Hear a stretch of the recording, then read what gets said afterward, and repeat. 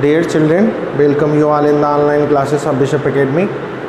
In the last class, we shall discuss about the combination of cells, in which we shall study about the mixed grouping of cells. And in this class, we shall start the numerical based on the topic combinations of cell. यानी कि combination of cells से numerical आता है, उसको कैसे हम handle करेंगे, कैसे सॉल्व करेंगे, उसके बारे में हम जो है इसमें पढ़ेंगे. ठीक है ना. तो हमारे पास जो है एग्जाम्पल्स हैं. सबसे पहले आप जान लीजिए, आपको जो है जो प्रीवियस असाइनमेंट दिया गया था लास्ट डे, वो ही असाइनमेंट जो है मैंने पहले ही आपको दे दिया था. टॉपिक पढ़ाने के बाद क्वेश्चंस आपको दे दिए थे, उन्हीं का जो है सॉल्यूशन मैं इस वीडियो में आपको बता दे रहा हूँ. ठीक है ना. जो लोग सॉल्व किए हैं वो भी और जो नहीं सॉल्व किए हैं वो भी, दोनों लोग उसको देख लें और समझ लें कि कैसे क्वेश्चंस को हमें हैंडल करना है. तो हमारे पास सबसे पहला है एग्जाम्पल नंबर 87. ये आपको असाइनमेंट में मिल चुका है. क्वेश्चन पहला 87 लिखा हुआ है 3 सेल्स ऑफ EMF 2 वोल्ट. मैं लिखता चलता हूँ. E1 है EMF 2 वोल्ट, E2 है 1.8 वोल्ट एंड E3 है 1.5 volt. Are connected in series. Their internal resistances are, internal resistances जिसके हैं 0.05 ओम, 0.7 ओम और तीसरा है हमारा 1 ओम रिस्पेक्टिवली. यहाँ पर ये है वैल्यू R3 का 1 ओम है. ठीक है ना, respectively. If the battery is connected external register of 4. अच्छा, एक्सटर्नल रजिस्टर भी है यहाँ पर 4 ओम का. Then what would be the reading in ammeter. अच्छा, इसमें एक मीटर लगा हुआ. सबसे पहले इसका एक सर्किट डायग्राम ड्रॉ करते हैं. 3 सेल हैं जो सीरीज़ में, आपको पता है ये सेल है और इसका ये इंटरनल रेजिस्टेंस है. चलिए अगले सेल की तरफ, ये एक सेल है, इसका एक इंटरनल रेजिस्टेंस है, फिर ये एक सेल है और ये इसका इंटरनल रेजिस्टेंस है. ठीक है, ये हमारा रेजिस्टेंस है और यहाँ पर एक अमीटर लगा हुआ है. इस सेल का वैल्यू है आपका 2 वोल्ट और इसका इंटरनल रेजिस्टेंस है 0.05 ओम. इस सेल का वैल्यू है आपका 1.8 वोल्ट, उसका इंटरनल रेजिस्टेंस है 0.7 ओम. ये सेल है हमारा 1.5 वोल्ट का और इसका इंटरनल रेजिस्टेंस है 1 ओम का. ये आपका 4 ओम का एक्सटर्नल रेजिस्टेंस, इसको कैपिटल R से हम रिप्रेजेंट करेंगे. ठीक है ना. तो हमें यहाँ पर क्वेश्चन में पूछा गया है एमीटर की रीडिंग क्या होगी. मतलब हमसे सीधे सीधे पूछ रहा है इस सर्किट में करंट क्या होगा. ठीक है, जो करंट होगा वही ये शो करेगा. तो आइए देखते हैं, अगर हम इन तीनों सेल्स को एक सेल बनाएं, एक सिंगल सेल की तरह ट्रीट करें, तो इन तीनों सेल्स के द्वारा कितना EMF ट्रांसफ़र किया जाएगा वो हमें सबसे पहले सोचना होगा. और आपको सीरीज में मैंने बताया था E इक्विवेलेंट सीरीज में होता है E1 plus E2 plus E3. बस एक चीज़ इसमें ध्यान रखना है कि हर सेल का जो है पॉजिटिव निगेटिव से कनेक्टेड हो. तो आइए देखते हैं, ये पॉजिटिव है, इसके निगेटिव से कनेक्टेड है, ये भी इसका पॉजिटिव है, इसके निगेटिव से. हाँ, तो ठीक है, ऑर्डर ठीक है. ये अब यहाँ पर हम ये वैल्यू पुट करें तो हमारे पास है ये 2 वोल्ट का है, दूसरा 1.8 का है और तीसरा 1.5 का है. तीनों का सम करें तो टोटल EMF हमारे पास मिल जाएगा 1 यहाँ पर 0.8 करें 85 हो जाएगा हमारा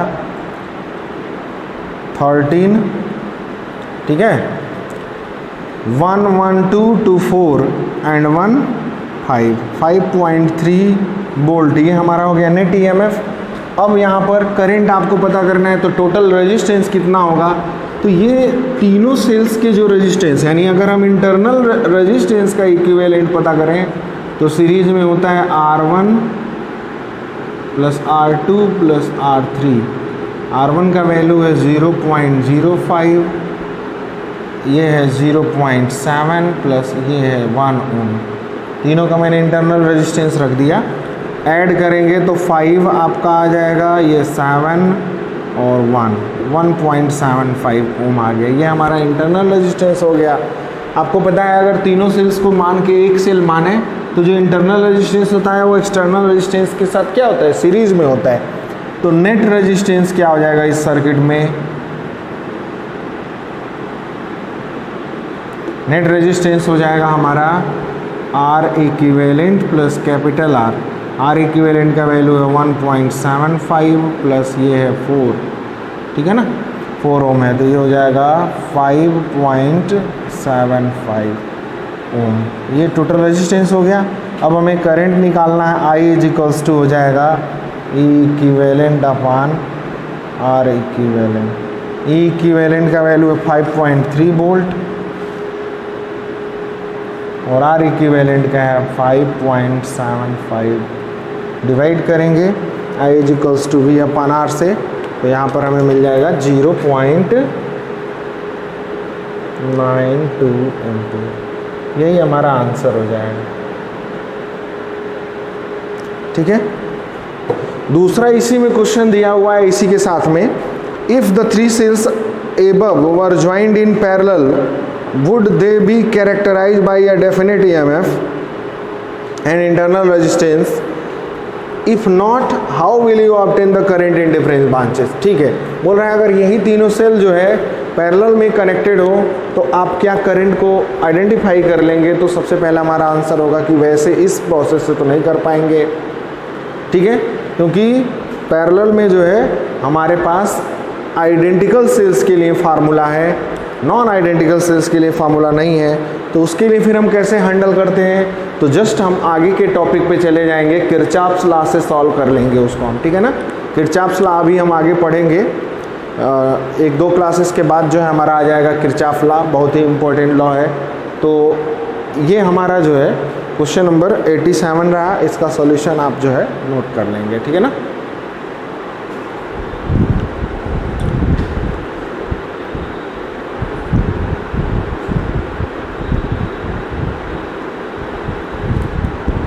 नेक्स्ट जो है 88 नंबर क्वेश्चन देखते हैं।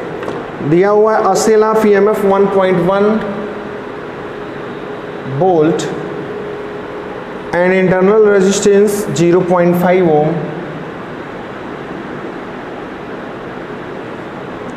Is connected to a wire of resistance 0.5 Om.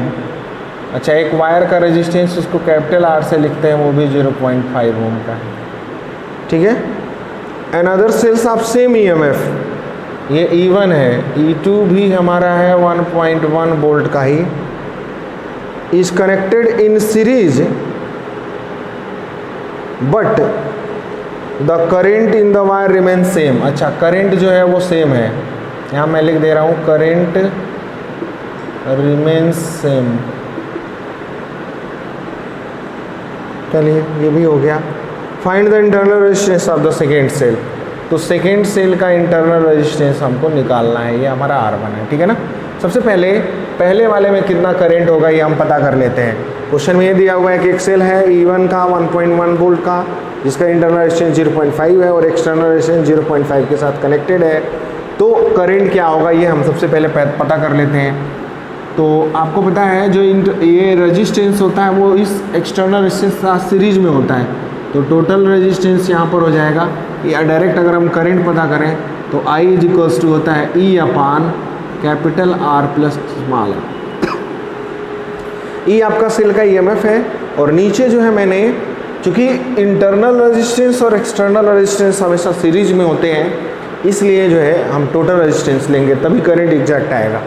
Value put करते हैं, ये हमारा 1.1 वोल्ट EMF और ये कैपिटल R है 0.5 प्लस 0.5, मतलब सम करोगे तो 1 आ जाएगा और 1 से ऊपर डिवाइड करेंगे तो आ जाएगा 1.1 एम्पियर। करंट भी हमारा 1.1 एम्पियर आ गया। अब दूसरे सिचुएशन में बोला हुआ है कि हमारा R2 क्या होगा, ठीक है, दूसरे सिचुएशन में बोला हुआ है। अब उसके साथ एक और जो है जब सेल कनेक्ट कर दिया जाएगा तो जब एक सेल पहले से 1.1 वोल्ट का था और दूसरा भी 1.1 का उसी के साथ आइडेंटिकल सेल जोड़ दिया गया, तो अब हमारा जो है टोटल ईएमएफ हो जाएगा 1.1 प्लस 1.1 यानी कि 2.2 वोल्ट ये हो जाएगा टोटल ईएमएफ। ठीक है, अब हमें जो है निकालना है फिर से इंटरनल रेजिस्टेंस, तो I इज इक्वल्स टू हो जाएगा E upon capital R plus small r 1 plus R2। दो रेजिस्टेंस हो जाएंगे यहाँ पर, ठीक है ना। कारण ये है कि अब दो सेल्स आ चुके हैं और दोनों सेल्स का ओवरऑल ईएमएफ है 2.2 वोल्ट। कैपिटल R की वैल्यू दे रखा है यहाँ पर 0.5, R1 का वैल्यू भी दे रखा है 0.5, और एक जो सेल है उसका एक्सटर्नल रेजिस्टेंस R2 जो है वो हमें नहीं पता, पर करंट पता है। यहाँ पर करंट आ चुका है 1.1, करंट रिमेंस सेम कहा है, तो इसका इंटरनल रेजिस्टेंस निकालना है। ये हो जाएगा 2.2 divided by 1 plus R2, cross multiply कर लेंगे तो 1 का 1.1 में होगा तो 1.1, और R2 का मल्टीप्लाई करेंगे तो हो जाएगा 1.1 R2 इज इक्वल्स टू 2.2। यहाँ से 1.1 को उधर भेजेंगे तो हो जाएगा 1.1 R2 is equals to 2.2 minus 1.1 यानी कि 1.1। ठीक है, ये है 1.1 R2। यहाँ से सॉल्व करेंगे तो R2 की जो वैल्यू मिलेगी, ये 1.1 इधर जाके डिवाइड करेगा तो 1.1 डिवाइडेड बाई 1.1 कैंसिल हो जाएगा, 1 ओम आ जाएगा ये। ठीक है, 1 ओम का जो है इंटरनल रेजिस्टेंस इसका होगा। ठीक है ना, तो ये हमारा हो गया सेकेंड क्वेश्चन, 1 ओम का इंटरनल रेजिस्टेंस होगा, इसको भी नोट कर लेंगे। क्वेश्चन नंबर 88 था ये।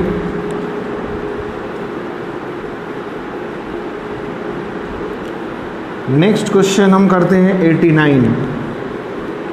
ये सब क्वेश्चंस जो है वो इम्पोर्टेंट हैं। 89 बोर्ड में आया भी है, 89 नंबर क्वेश्चन 2016 में दिया हुआ है। 2 identical cells of EMF 1.5 volt each are joined in parallel. चलिए सर्किट इसका दिया हुआ है वो ड्रॉ कर लेते हैं हम यहीं पर पहले।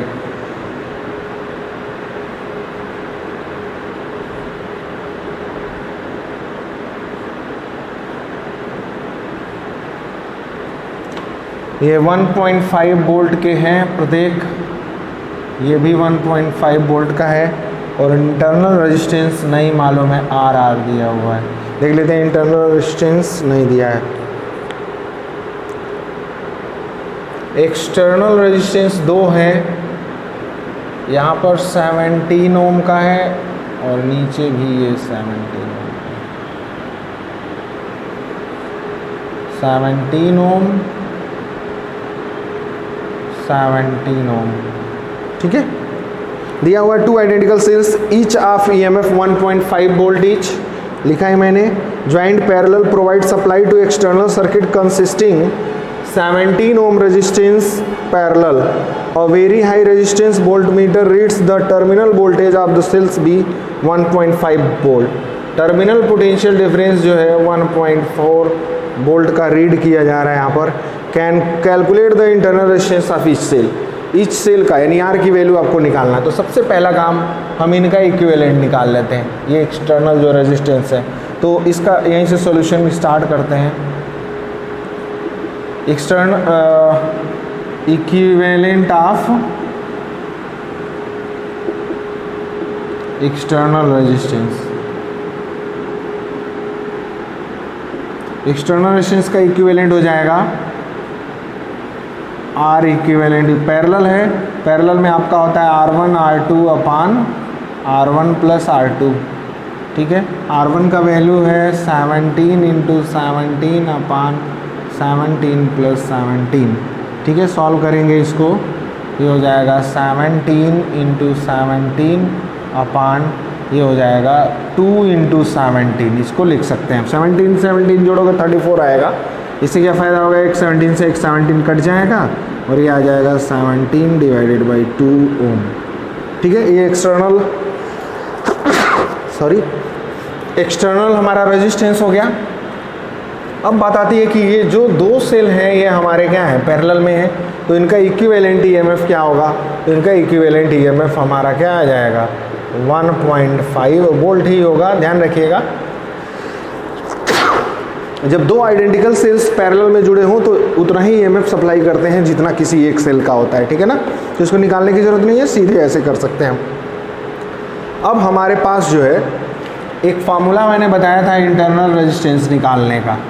इंटरनल रेजिस्टेंस में भी हमारे पास जो है, चूँकि दो सेल्स हैं, दोनों सेल्स पैरेलल में जुड़े हुए हैं, तो इनका भी इक्विवेलेंट हम निकाल लेते हैं, आर इक्विवेलेंट निकाल लेते हैं। ये हो जाएगा हमारा R1 R2 अपान R1 प्लस R2, ठीक है, इस आर इक्विवेलेंट। और आर इक्विवेलेंट का वैल्यू अगर हम निकालेंगे दोनों सेल्स का मिला करके तो याद होगा आपको E minus V upon V into capital R। मैंने ये फार्मूला आपको बताया था, ठीक है, बहुत ही इंपॉर्टेंट फार्मूला है। यहाँ से आर इक्विवेलेंट का जो वैल्यू है यहाँ पर देखा जाए तो ये R1 R2 दोनों सेम हैं, ठीक है। इनको सॉल्व कर लिया जाए तो हो जाएगा R स्क्वायर ऊपर अपान 2R, एक R से कैंसिल हो जाएगा, यानी R/2। आर इक्विवेलेंट की जगह मैं वैल्यू रख देता हूँ R/2 इक्वल्स टू ईएमएफ हमारा आ चुका है 1.5, टर्मिनल पोटेंशियल दिया है 1.4 अपान 1.4 इंटू आर, यहाँ पर इक्विवेलेंट रहेगा, आर इक्विवेलेंट का वैल्यू आया है 17/2। सॉल्व कर लिया जाए तो ये 2 से 2 कैंसिल हो जाएगा, small r is equals to हो जाएगा, ऊपर बचेगा आपका 0.1 अपान 1.4 इंटू 17, ऊपर मल्टीप्लाई करेंगे तो 1.7 अपान 1.4 1.2 के करीब आएगा, ठीक है। डिवाइड कर लीजिएगा, एग्जैक्ट आंसर क्या होगा 1 से ऊपर ही आएगा ये, ठीक है ना, 1.2 के करीब आएगा। तो ये हमारा सॉल्यूशन हो गया 89 नंबर क्वेश्चन का, जो थोड़ा सा स्लाइट डिफरेंस था पिछले क्वेश्चन से, ठीक है ना। तो इसको भी आप ध्यान से देख लेंगे। अगले क्वेश्चन पे पहुंचते हैं हम।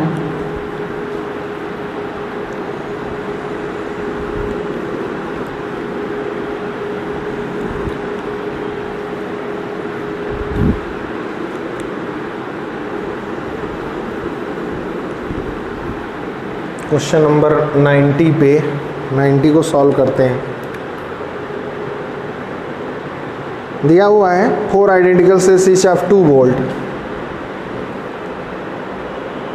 तो 4 आइडेंटिकल सेल्स हैं, सबके 2 वोल्ट पोटेंशियल हैं, are joint parallel providing supply of current to the external circuit consisting of 215 ohm. R1 equals to R2, ये है 15 ohm. Resistance connected in parallel, ये पैरेलल में जुड़े हैं दोनों। Terminal voltage of the cells, अच्छा, the terminal voltage of the cells as read by ideal voltmeter is, यानी V की वैल्यू जो है 1.6 दे रखा है। Calculate internal resistance of each cell. चलिए देखते हैं, 4 सेल्स हैं, 1 2 3 4, सब ये पैरेलल में लगे हुए हैं और इनसे सप्लाई दिया गया है 215 ओम के जो पैरेलल में लगे हुए रेजिस्टेंस हैं।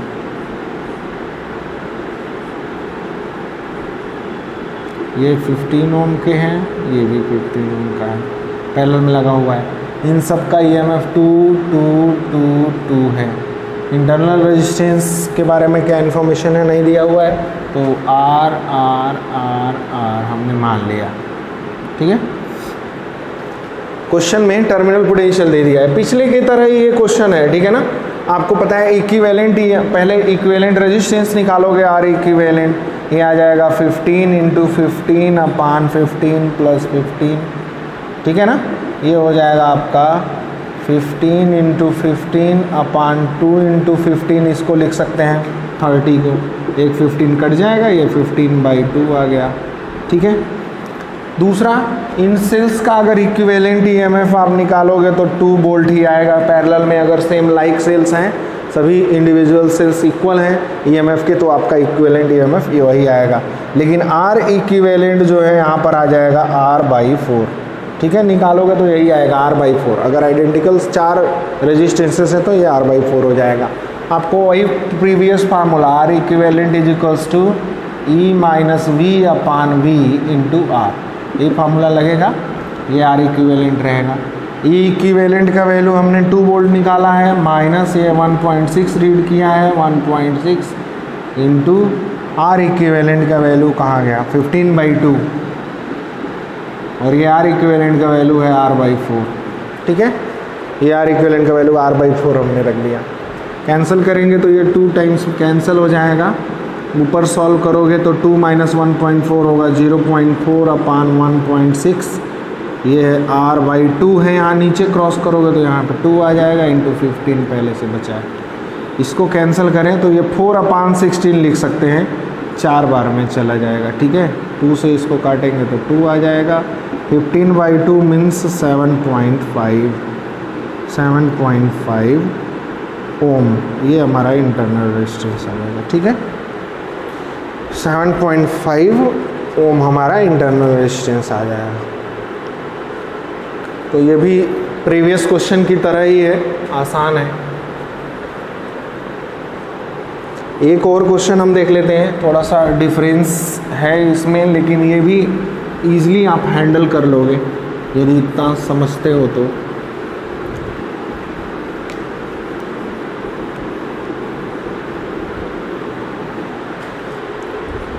क्वेश्चन नंबर 91, ठीक है, क्वेश्चन नंबर 91 कर लेते हैं। तो ये हो जाएगा हमारा इन द सर्किट डायग्राम। अच्छा, पहले सर्किट डायग्राम थोड़ा सा ड्रॉ कर लेते हैं, थोड़ा सा डिफरेंस है ये।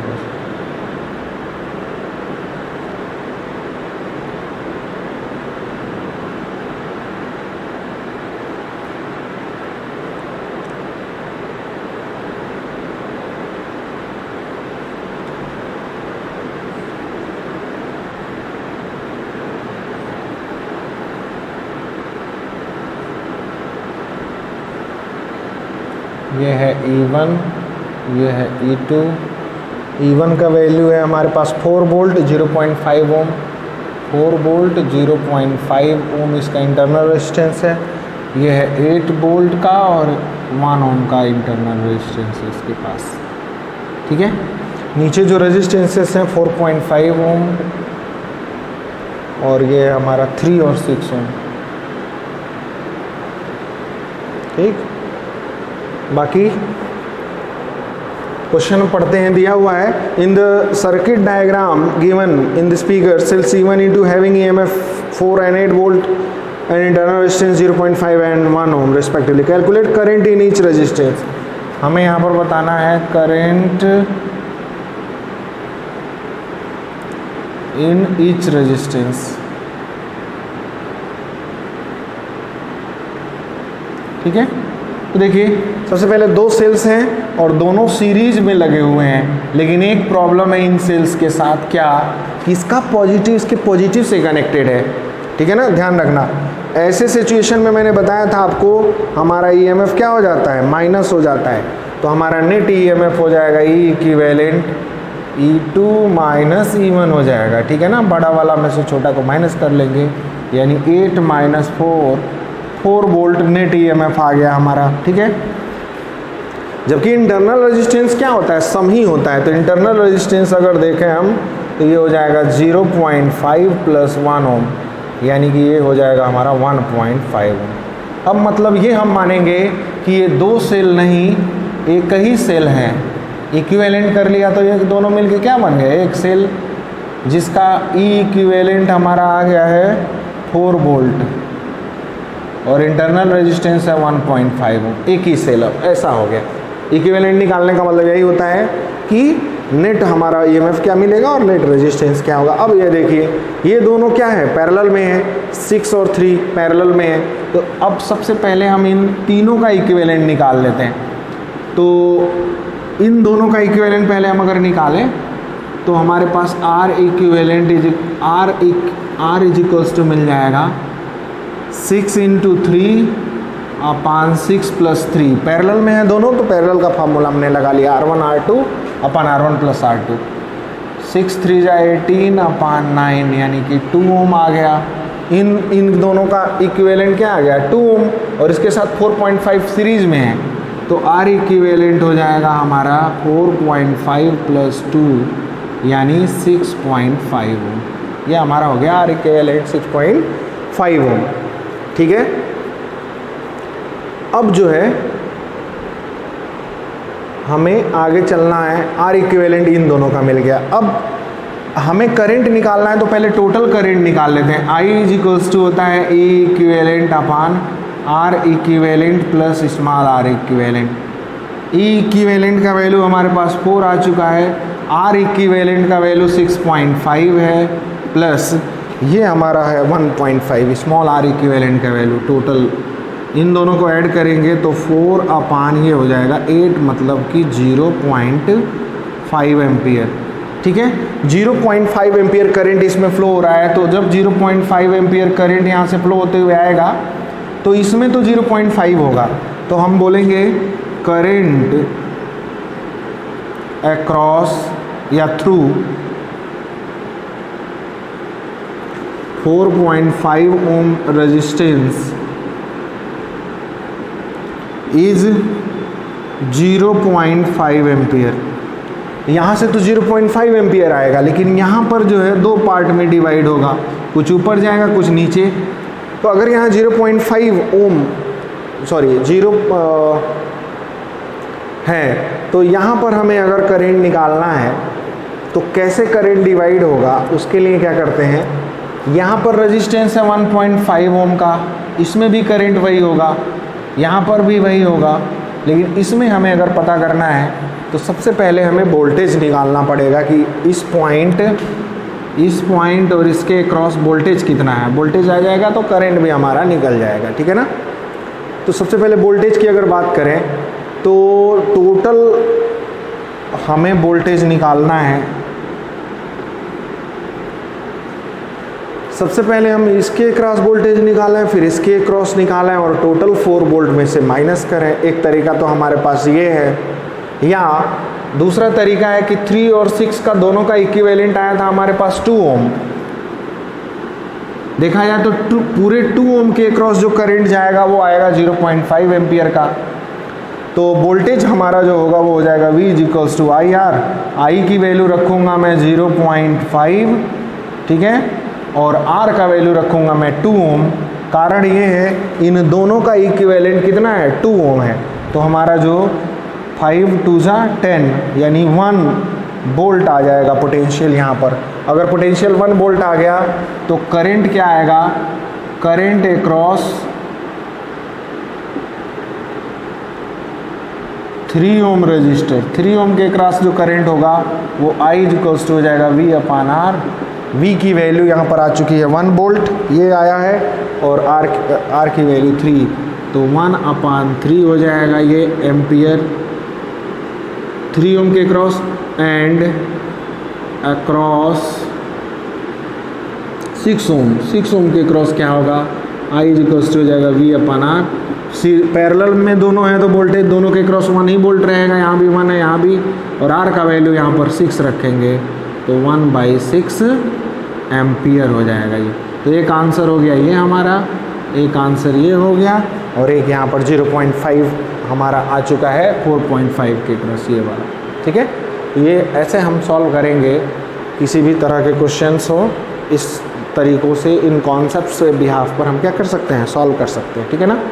तो इनको आप जो है देख लेंगे, और भी क्वेश्चंस हैं एग्जाम्पल, इसके आगे भी एग्जाम्पल्स हैं जो बोर्ड में पूछे गए हैं, प्रॉब्लम फॉर प्रैक्टिस हैं, आप उनको जो है सॉल्व करिए, और जो क्वेश्चन ना आए उसको जो है आप क्वेश्चन नंबर मेंशन करके या जैसे भी हो पूछ सकते हैं। Thank you, have a nice day.